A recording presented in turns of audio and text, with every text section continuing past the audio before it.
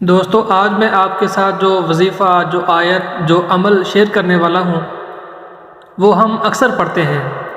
اپنے کسی پیارے کے جانے پر، اپنے کسی پیارے کے فوت ہو جانے پر، جو ہم اکثر پڑھتے ہیں انا للہ و انا الیہ راجعون۔ یہ ہم پڑھتے ہیں، سب کو پتہ ہوگا،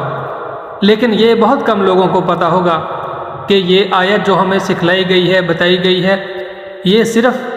کسی کے وفات پا جانے کے لیے ہمیں نہیں ملی، یہ ہمیں ملی ہے ہر طرح کے نقصان کے لیے۔ کسی کا چلے جانا، کسی کا وفات پا جانا،